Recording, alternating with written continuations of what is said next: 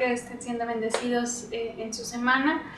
La semana pasada no dimos estudio porque estuvimos mandando las escuelitas de vacaciones del Shalom y también las publicaciones de los varones. Entonces no quisimos como abrumarlos con todo, esperando que hayan podido, ¿verdad?, reaccionar o conectarse a esos eventos. Pero bueno, hoy sí vamos a ver Juan. Estamos por terminar el libro de Juan capítulo 20, así que acompáñenme a abrir su Biblia en Juan 20. Y antes de, obviamente, estudiar, ¿qué les parece si oramos para comenzar? ¿Sí? Señor, eres bueno, eres santo, eres perfecto. Dios poderoso, pedimos en el nombre de Jesús que tu Espíritu Santo nos guíe a toda verdad, que nos recuerde el poder de tu resurrección, tu amor, tu gloria, tu majestad y todo lo que tú eres, Jesús, todo lo que tú hiciste por nosotros.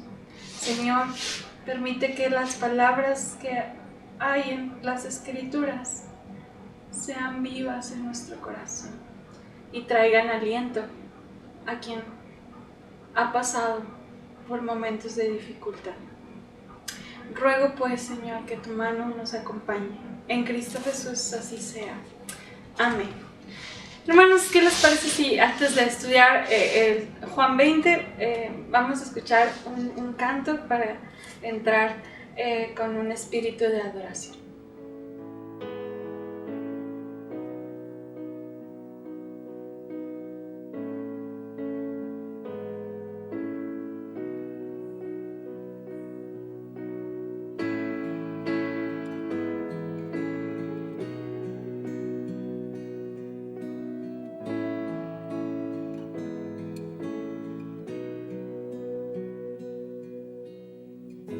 Señor, con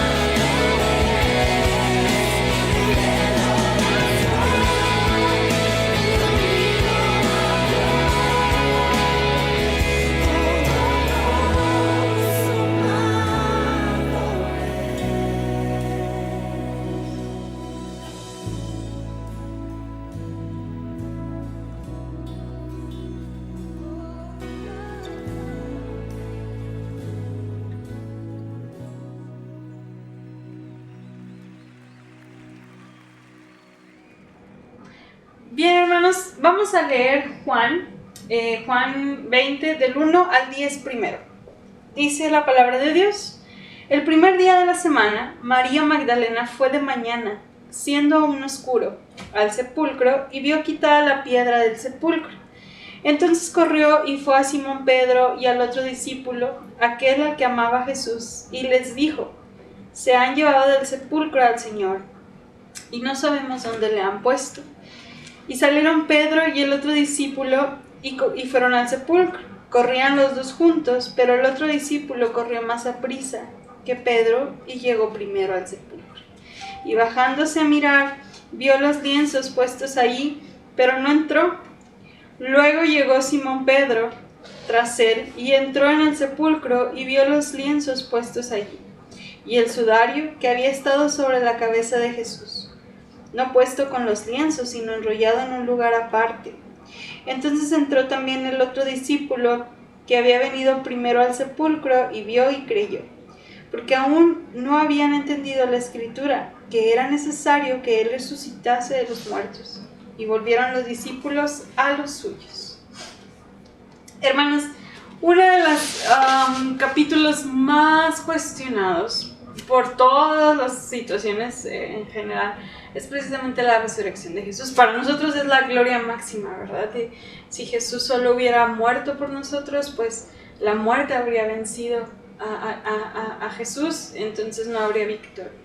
El canto de nuestra victoria o la maravilla es que el hombre al que seguimos, el hombre, porque Jesús era hombre, o el Dios al que seguimos, está vivo, a diferencia de cualquier otro maestro que pudo haberse presentado en la tierra. Sin embargo, escrituralmente como que difiere en la historia de Juan con los sinópticos. Aquí nada más habla de María Magdalena, y en los otros dice que había 3 mujeres que fueron al sepulcro. Habla de los ángeles que aparecieron, uno dice que estaban adentro de la tumba y otros dicen que estaban fuera, y así como que varía. Y quiero dejar nada más en claro, recordemos, hermanos, que la Biblia fue escrita por el testimonio de quienes estuvieron cerca de Jesús, ¿sí? De hecho, creo que es más como más verídico que difieran un poquito las historias, porque las están contando la gente. Y usted ha escuchado historias que son lo mismo, pero la gente cuenta diferentes, no posturas, sino se enfoca en diferentes cosas. Por ejemplo, 2 personas que ven un choque. Si a una persona le preguntan, va a decir: no, pues estaban 2 personas ahí en el choque y esta tuvo la culpa, pero salieron bien, vino la ambulancia, y bueno, empiezan a platicar, ¿no? Y le preguntan a otra y va a decir: no, no estaban 2 personas, estaba la persona del carro rojo venía con su familia, entonces eran 5, y así. Digamos que esto pasó con las historias contadas de la resurrección. Unos dieron énfasis, o unos dijeron que había 3 mujeres y otros dijeron que había una. No que alguien estuviera mintiendo, simplemente la forma de contar las cosas difirió, fue distinta, porque no se enfocaron en eso. Pero el mensaje principal, que es la resurrección, ese no cambia en ninguna de las historias, si ustedes se fijan. Entonces, a veces cuando ponemos a una persona a contar la misma historia, nos fijamos en distintos detalles. No sé si me estoy explicando. Eso fue lo que pasó con esta historia. Seguramente María se la contó a Juan, para escribirla, y María dijo: pues fui a la tumba, ¿no? A lo mejor no hablo de las otras 2 personas. Y con Lucas sí se mencionan a las 3 mujeres, etc. Entonces es cuestión, digamos, de detalles, de cómo le contaron la historia al autor. Pero la esencia o el énfasis precisamente es la resurrección de Jesús. Entonces no se asusten si ustedes dicen: ¿por qué aquí dice 3 y dice 1? Bueno, fue por la manera en que se contó en aquel entonces. Y bueno, vamos ahora sí a contar la historia, perdón, a indagar un poquito qué estaba pasando. María Magdalena seguramente era la mujer que fue a Jesús, la misma que le lavó los pies y la misma a la que Jesús liberó. Y esta mujer tenía un amor por su maestro, porque como veíamos en la historia de Zaqueo, quien vio la predicación, este tipo de personajes que fueron endemoniados, o que en el caso de Zaqueo, que era publicano, eran lo más rechazado de la sociedad. Y Jesús los amó.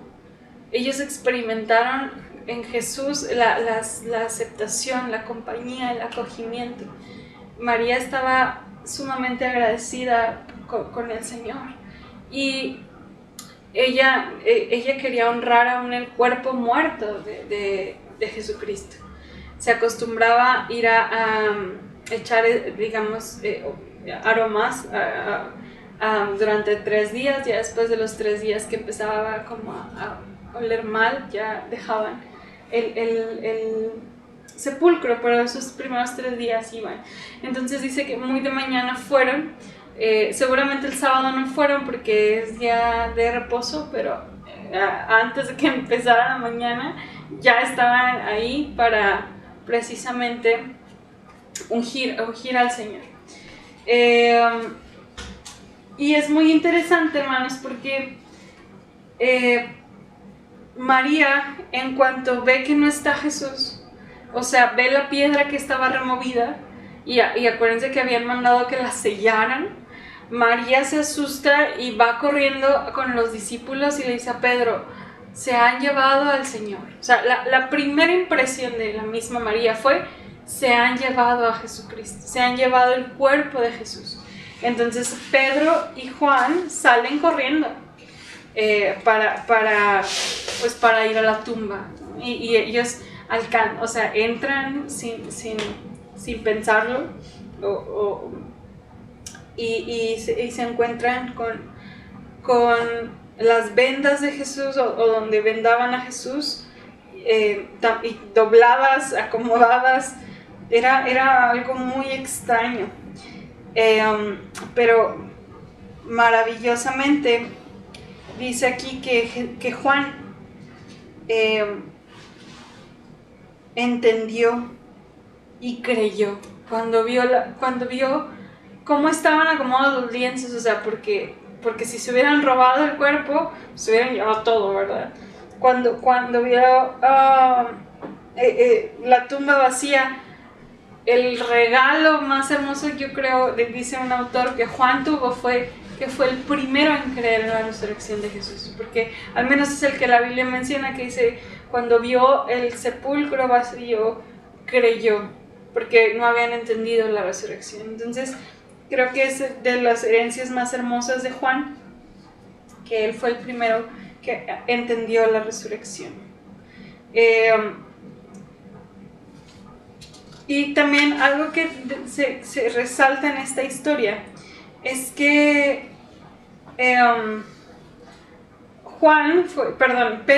María fue con Pedro, a pesar de que Pedro le había negado, a pesar de que Pedro había fallado. María fue con Pedro. De alguna manera aún seguía siendo el líder, aún seguían yendo con él. Entonces tiene que haber algo realmente sobresaliente en la vida de Pedro, que pudo seguir al frente de sus compañeros después del fallo desastroso que había tenido. También encontramos a María, ¿verdad? El papel de amor en esta historia de María es extraordinario. María amaba tanto a Jesús que fue la primera en ir a la tumba, y fue también la primera que creyó en la resurrección, y también fue la primera que tuvo la oportunidad de ver a Jesucristo resucitado. También fueron varias virtudes que encontramos en María. Muy bien, vamos a hacer la pregunta 1, la pregunta 2 y 3. Dice así, la pregunta 1 dice: Cuando nos hacemos cristianos debemos dejar atrás todas las cosas viejas, según 2 Corintios 5:17, porque su fin es la muerte. Romanos 6:21-23. ¿Qué dejó Cristo? Si nosotros dejamos las viejas cosas, ¿qué es lo que Cristo dejó? Bueno, aquí habla de las cosas físicas que Jesucristo dejó. Esa es la pregunta. ¿Cuál es la evidencia? Está un poco extraña la pregunta, pero ¿cuál es la evidencia digamos, física o externa de la resurrección? ¿O una de las evidencias? Bueno, en el versículo 6 y 7 está la respuesta. Pregunta 2 dice, ¿qué razón da el escritor por la lentitud de los discípulos al creer? ¿Qué había pasado? A pesar de que Jesús les mencionaba, destruyan el templo y lo voy a reconstruir en 3 días, de que Jesús les decía que va a ir al Padre y luego regresaría, Jesús les demostró o les explicó constantemente que iba a resucitar, pero ellos no lo entendían. Entonces Juan explica, no habían entendido, ¿verdad?, la escritura. Y en el versículo 2, ¿cuál fue la razón del llanto de María? En este primer espacio, ¿cuál fue la razón? Muy bien. A pesar de que María fue la primera mujer, o de las primeras mujeres, que creyó en Jesús, ella, en un principio, su postura fue que se habían robado el cuerpo de Jesús, que el cuerpo de Jesús lo habían robado. Vamos a leer los versículos del 11 al 18. Dice: pero María estaba fuera llorando junto al sepulcro, y mientras lloraba, se inclinó para mirar dentro del sepulcro, y vio a 2 ángeles con vestiduras blancas que estaban sentados, el uno a la cabecera y el otro a los pies, donde el cuerpo de Jesús había sido puesto. Y le dijeron: mujer, ¿por qué lloras? Les dijo: porque se han llevado a mi Señor, y no sé dónde le han puesto. Cuando había dicho esto, se volvió y vio a Jesús que estaba ahí, mas no sabía que era Jesús. Jesús le dijo: mujer, ¿por qué lloras? ¿A quién buscas? Ella, pensando que era el hortelano, le dijo: Señor, si tú lo has llevado, dime dónde lo has puesto y yo lo llevaré. Jesús le dijo: María. Volviéndose a ella, le dijo: Raboni, que quiere decir maestro. Jesús le dijo: no me toques, porque aún no he subido a mi Padre. Mas ve a mis hermanos y diles: subo a mi Padre y a vuestro Padre, a mi Dios y a vuestro Dios. Fue entonces María Magdalena para dar a los discípulos las nuevas de que había visto al Señor y que Él le había dicho estas cosas. Bueno, María está en la tumba llorando el cuerpo que ella pensaba que estaba o que lo habían robado. Antes dice un autor que había ladrones de tumbas que precisamente, no sé, a lo mejor pedían dinero a cambio del cuerpo o varias cosas. Entonces pudo haber sido es el pensamiento de María. Por eso le dice al jardinero: si tú te lo llevaste, yo voy por él. O sea, María no estaba pensando en las consecuencias de todo eso, pero era tanto su dolor de ver el cuerpo de Jesús, el cuerpo de su maestro, humillado aún después de tal humillación de la cruz. Pero vemos aquí que María lloraba y Jesús se le aparece. Y vemos, hermanos, 2 opciones de por qué María no reconoció a Jesús. Quizás hay más, pero procuro estas 2, creo que son un poco las más evidentes. El primer punto, es que pues los siervos de Jesús o los discípulos de Jesús, incluyendo a las mujeres, no estaban esperando la resurrección. O sea, ellos no estaban esperando que Jesús resucitara. Para ellos estaban, como veíamos en el camino de Emaús, en completa derrota. Estaban regresando a sus casas desilusionados. estaban tristes, no solamente desilusionados porque esperaban que Jesús hiciera algo distinto, sino que su maestro, su amigo, su pastor, a quien siguieron 3 años, murió. O sea, no solamente estaban desilusionados como a veces pensamos, sino emocionalmente estaban muy tristes. Una persona a la que amaba murió, y de una manera trágica. Ellos sabían que Jesús no merecía morir de esa manera. Ellos estaban conscientes de cómo murió Jesús. Entonces yo no sé si se imaginan ese dolor, y todavía precisamente sin la esperanza de la resurrección. O sea, en su corazón no había ese ánimo de decir, las cosas van a estar bien. Estaban desesperanzados, derrotados y tristes. O sea, el duelo de la pérdida de Jesús más todo lo que conllevaba. Ellos, o sea, realmente la resurrección fue una sorpresa para ellos. Entonces, ¿por qué María no vio que era Jesús? Seguramente Jesús también físicamente fue diferente, porque vemos en varios lugares que no lo reconocen, porque su cuerpo ya era glorificado, pero más allá de eso, seguramente ella no esperaba que Jesús estuviera vivo, y era lo último que ella hubiera esperado, ¿no? Ver a Jesús resucitado. Entonces por eso lo confundió con el jardinero, porque ella no esperaba un milagro como ese. Y este autor, Barclay, agrega que quizás a María las lágrimas no le permitieron reconocerlo. Era tanto su dolor y su llanto que le cegaron los ojos para no poderlo ver. Y cuando perdemos a un ser querido, o hay tristeza en el corazón, se crea la soledad y una desolación increíble, y no podemos sentir quién está a nuestro lado.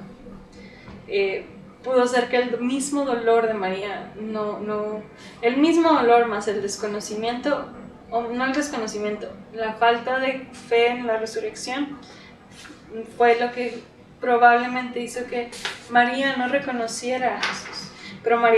Pero Jesús se acerca a María para decirle, María, aquí estoy, ¿no? Y fue cuando María lo reconoce y le dice, Maestro, Rabón. Y aquí pasa algo bien interesante, porque hay una frase que todavía no terminamos de entender cuando Jesús le dice, no me toques, ¿verdad? Y la leemos, y luego la leemos en la Reina Valera, y es como muy fuerte, como no me toques. Cuando a Tomás le dice, tócame, está muy extraño. Entonces, voy a algo que no se me había ocurrido, pero voy a ver alguna otra versión más sencilla, a ver qué dice. Pero, hermanos, lo más probable es que se ha sugerido que María estaba como, seguramente abrazó al maestro o se rindió ante el maestro, como en una posición de no soltarlo, por la sorpresa. Entonces, lo más probable es que Jesús fue como, oye, no me retengas, o sea, no me retengas, porque ya tengo que ir al Padre. Ve y dile a mis discípulos que estoy vivo. O sea, esa era como la frase. Se sugiere que está pero que está mal traducida la forma en que se expresó aquí. Lo que Jesús realmente quería decir fue como, no me retengas, ya pronto voy a ascender al Padre, por favor ve y dile a mis discípulos que he resucitado.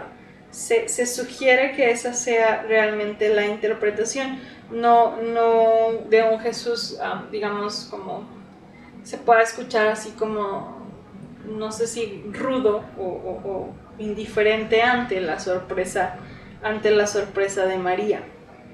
Voy a leer la NBI, pero permítanme un poquito. Bueno, dice, la NBI, por ejemplo, dice suéltame, o sea, como que estaba retenido. Suéltame porque todavía no he vuelto al Padre.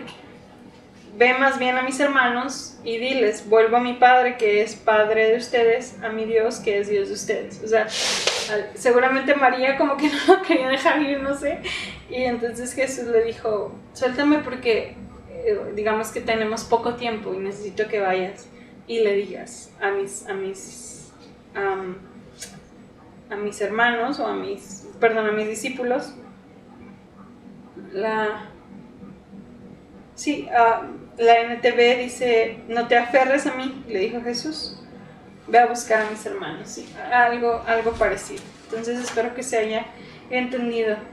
Lo que está claro es que Jesús le dijo a María que volviera a los discípulos con el mensaje de que lo que les había dicho a menudo estaba a punto de suceder. Jesús volvió a su Padre y María llegó con la noticia, he visto al Señor. ¡Qué emoción! Muy bien, hermanos, vamos a contestar las preguntas. Contestamos la 1, 2 y 3, vamos a contestar la 4, 5 y 6. Dice así. María pensó que era el jardinero, pero ¿qué palabra habló Jesús que era tan conocida para ella, que lo reveló como el mismo Jesús que le había perdonado todos sus pecados? Según el versículo 16, ¿qué palabras usó Jesús? Si somos discípulos verdaderos de Cristo, ¿cuál es nuestra relación con Él y con Dios? Según el versículo 17.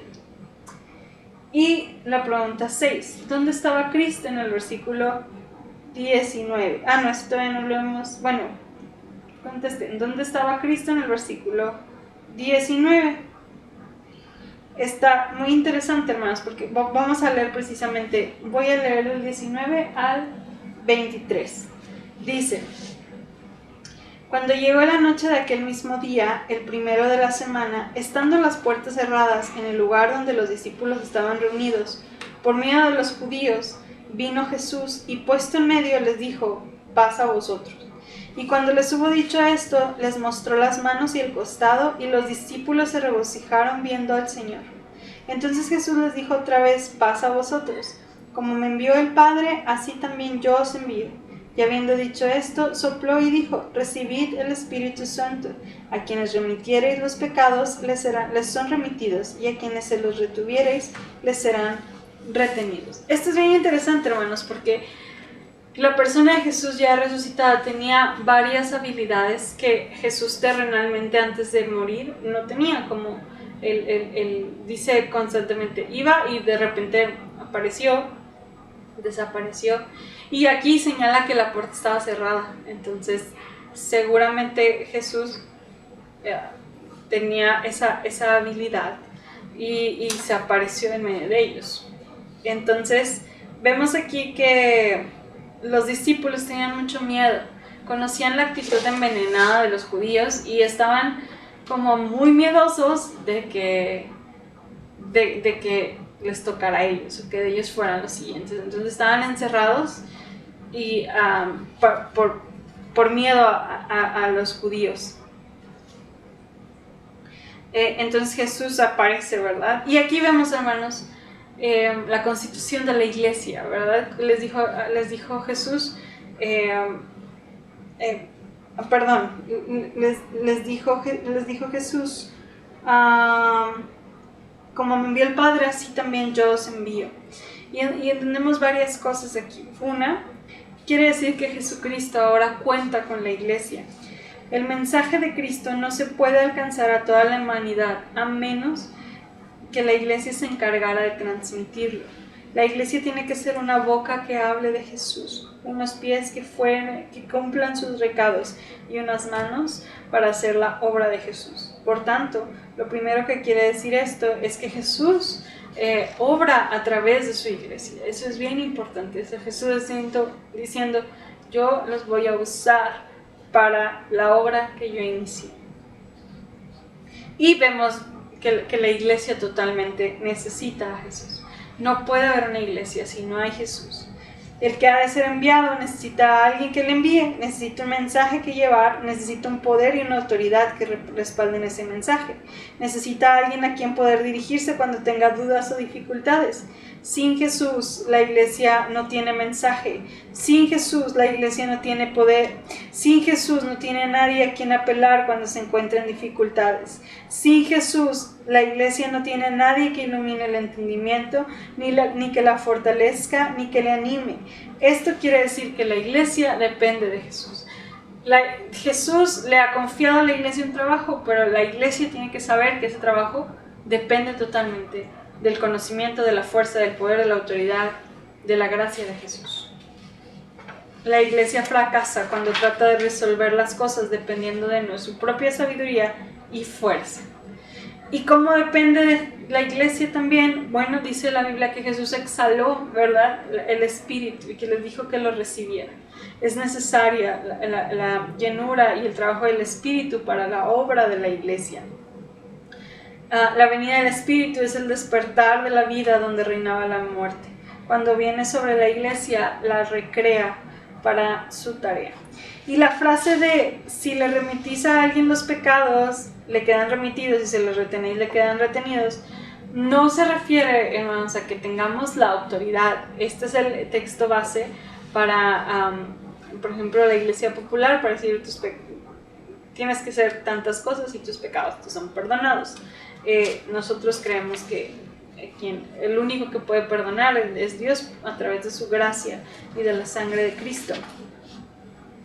No es un sentido literal. O sea, el mensaje de Jesús es: si tú hablas, la persona va a tener la oportunidad de arrepentirse. Si tú no hablas, la persona no va a tener la oportunidad. Ese era el mensaje, no realmente que tú tuvieras el poder para perdonar. La iglesia tiene el gran privilegio de comunicar el mensaje del perdón de Dios a la humanidad. Si retenemos ese mensaje, la gente no va a poder ser perdonada.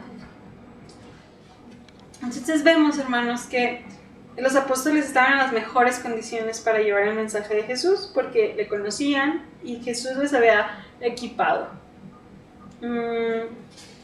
Vamos a leer las preguntas 6, 7 y 8. Ya estamos casi por terminar. Dice, ¿dónde estaba? Ya las 6 ya la leímos, perdón, 7 y 8. ¿Cómo compartimos nosotros, los discípulos de Cristo, su comisión divina? Versículo 21. Y también ver el capítulo 17 y 18. ¿Cuál es la comisión divina que Dios nos ha dado junto con esos discípulos? Y la pregunta 8 dice, es el Espíritu que da vida, Juan 6:63. Por lo tanto, al soplar el Espíritu Santo sobre sus discípulos, Jesús les dio vida. ¿En qué manera parecida fue dada la vida al hombre en la creación, antes de pecar y ser separado de Dios? Génesis 2:7. Y 6, 7 y 8, y 9, perdón. No es cierto, la 9 no, porque de menos vamos a ver la historia.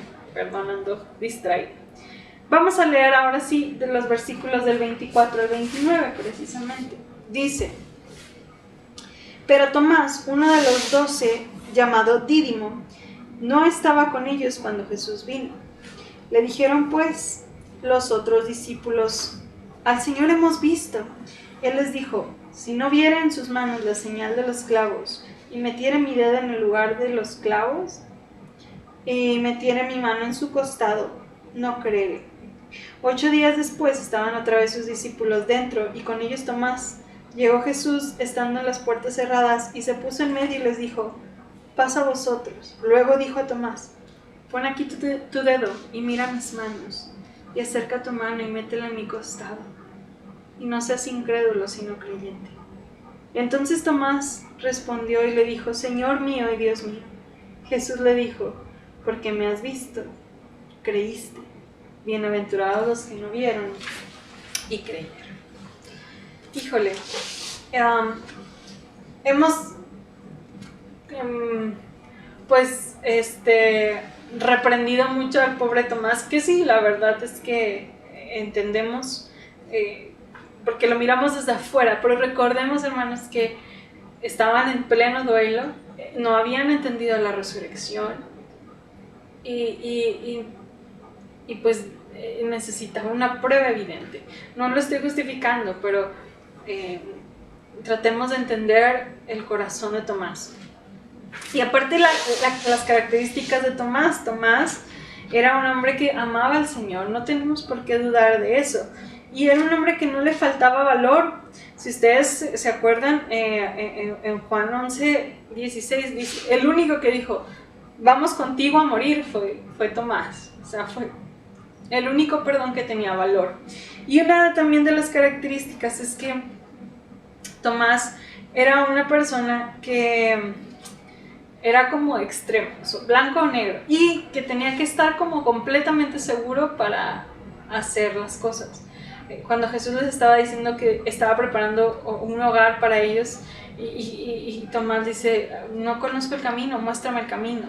Y constantemente Tomás era una persona que preguntaba, como que necesitaba estar segura de lo que estaba pasando. Entonces Tomás, esa era como una de sus características. Y vemos que después de esta parte, cuando ve a Jesús, lo llamas mi Señor y mi Dios, ¿verdad? Vamos a ver varios aspectos de Tomás. Dice, el carácter de Tomás se nos presenta con mucha claridad. Sí cometió una equivocación, bueno, dos equivocaciones, no creyó, y la otra es que dice el comentarista que no estaba con los discípulos. Seguramente, él alude, porque el texto bíblico no lo dice, que Tomás buscó una soledad, o sea, buscó apartarse de la comunidad, buscó no estar, vivir su dolor separado de la comunidad, y eso no le permitió estar en el momento en que Jesús aparece por primera vez. Y la invitación que el autor hace es que en medio de las aflicciones, ¿verdad?, no nos alejemos, sino que estemos en comunidad para poder compartirlas. Obviamente no es algo que el texto está diciendo, solamente lo está, digamos, añadiendo. La enseñanza es buena. Y podemos aplicar eso, hermanos, no alejarnos cuando haya un dolor y cuando haya sentimientos de aflicción. Al contrario, es cuando más necesitamos estar en compañía. Y Tomás, pues, sea lo que sea, se negaba en redondo, dice, a decir que creía lo que no creía, o que entendía lo que no entendía. Tomás era un hombre que no acallaba sus dudas pretendiendo no tenerlas. Tomás tenía que estar seguro, y eso pues no se le puede reprochar de cierta manera. Así que vemos que era un hombre que tenía preguntas, que confrontaba, que quería estar seguro de las cosas. Y vemos que Tomás, aún en medio de su incredulidad, cuando él ve a Jesús y Jesús lo llama al arrepentimiento, ¿verdad?, y le hace ver que es él, Tomás no se quedó a mitad de camino. O sea, dice que le respondió, mi Señor y mi Dios. Tú eres mi Señor y mi Dios. No fue una confesión a medias, sino la más completa. Cuando entendió, cuando vio quizás, y que claramente Jesús invita a no necesitar ver para creer. Pero pensando ya en el caso de Tomás, que se equivocó, cuando pudo ver, su respuesta fue, todo lo que soy es para la honra y la gloria de tu nombre, mi Señor y mi Dios. Te doy completamente mi vida. Dice aquí, Tomás tiene algo muy simpático. La fe no le resultaba fácil y la obediencia no era una reacción espontánea. Era un hombre que tenía que estar seguro y tenía que calcular el precio. Pero una vez que estaba seguro y una vez que había contado el precio, llegaba hasta el límite de la fe y de la obediencia. Una fe como la de Tomás es mejor que una confesión sencilla y una obediencia a medias. Es mejor que una conformidad fácil que se muestra de acuerdo en hacer algo sin realmente haber visto el precio que debía calcularse y luego vuelve atrás. Tomás seguramente hasta el final estuvo en Cristo, porque a pesar de que era muy calculador y tenía que hacer muchas cosas, rindió totalmente su vida a Cristo. Entonces, si usted es como Tomás, pídale al Señor que trabaje más en su fe y no tanto en su razón. Y si usted es más como sensitivo, que se mueve más por emociones, pues dígale al Señor, bueno, ayúdame a ser más racional, más preguntar más, a cerciorarme más de las cosas, ¿verdad? Ahora sí que ni muy ni tan. Muy bien, pregunta 9 y 10 dice así: ¿cuál es la señal por la cual Tomás podía distinguir a Jesús de los demás hombres? ¿Qué era lo que Jesús tenía diferente? Y al ver a Jesús, Tomás confesó a Cristo como Señor. ¿Qué tienen que hacer todos los hombres para ser salvos? Según Romanos 10:9. Y última parte del capítulo 20, dice el versículo 30 y 31. Hizo además Jesús muchas otras cosas, otras señales en presencia de sus discípulos, las cuales no están escritas en este libro. Pero estas se han escrito para que creáis que Jesús es el Cristo, el Hijo de Dios, y para que creyendo tengáis vida en su nombre.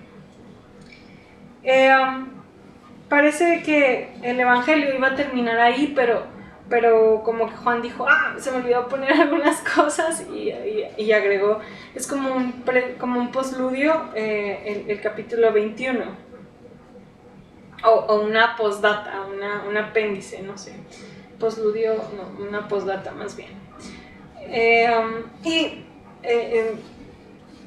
Fue por dos cosas, hermanos.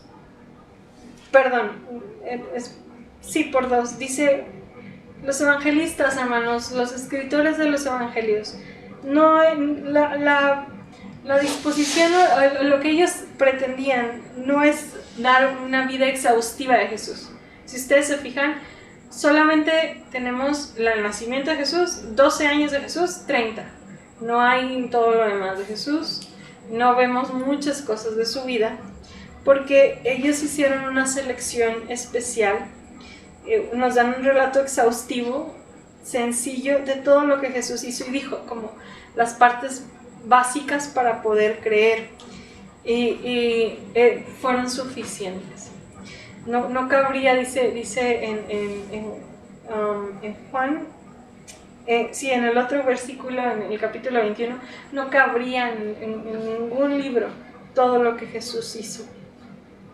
El objetivo de los evangelios, hermanos, es presentar un retrato de Jesús, sencillo, como un resumen, que permitiera al lector, a usted y a mí, ver que la persona que hablaba y enseñaba y obraba así, no podía ser más que el Hijo de Dios, y que en esa fe encontrara el secreto de la vida real y verdadera. Lo que se escribió es suficiente para creer en el Hijo de Dios. Y todo lo que nos escribió podemos confiar en que es alineado a esto que tenemos. No hay como otras sorpresas que nos puedan decir, no. Todo es alineado a enseñarnos que Jesús es el Hijo de Dios. Así que no intentemos entrar a los evangelios como si fuéramos estudiantes de historia, sino como hombres y mujeres que buscamos de Dios. La próxima semana, hermanos, Juan 21, vamos a orar, y me gustaría, hermanos, que oráramos por dos cosas. La primera es que oremos porque precisamente a diferencia de María, que mientras lloraba no podía ver a Jesús, que nuestras lágrimas, nuestros tiempos de soledad siempre nos permitan saber que Jesús, el que resucitó, que es el que prometió estar con nosotros, sigue entre nosotros. Y también, hermanos, pues que oremos porque nuestra fe crezca, ¿verdad? Que nuestra fe madure, tengamos una fe madura y que podamos cumplir con la comisión que Jesús les dejó a sus discípulos y que es heredada a nosotros, ¿verdad? A predicar el mensaje del perdón de pecados, a saber que Jesús es dueño de su iglesia. Así que vamos a orar y para terminar. este espacio y para pedirle al Señor que nos acompañe. Así que permítanme orar. Señor, te damos gracias por tu favor en nuestra vida. Te damos gracias por tu perdón. Te doy gracias, Señor, porque tú escuchas nuestro llanto, escuchas nuestras tristezas y no eres cruel ni impaciente con nuestros momentos difíciles, Señor, sino que al contrario, vuelves a acercarte como con María para demostrarnos que estás vivo, que eres real y que eres poderoso, Señor. Padre, te pido en el nombre de Jesús que si alguno de mis hermanos vive tiempos difíciles, tiempos de lágrimas, tiempos de tristeza, que sepan que el Jesús que resucitó de entre los muertos, que venció las tinieblas, el pecado, la muerte, la oscuridad, está a su lado y le ha dado como una comisión también, igual que a María, para predicar el Evangelio. Y también rogamos, Señor, que no seamos incrédulos como Tomás, que no necesitemos, Señor, evidencia para creer. Pero también líbranos, Señor, de ser gente que no investigue, que no procure, Dios, estar seguro de lo que cree. Señor, ayúdanos a ser completamente balanceados en nuestra fe. Y te pido, Padre, que ese mensaje que Jesús le dio a su iglesia, esa tarea, Dios, que tú nos has dejado, aún en medio de esta pandemia, pueda ser, Señor, pueda ser cumplida para tu gloria.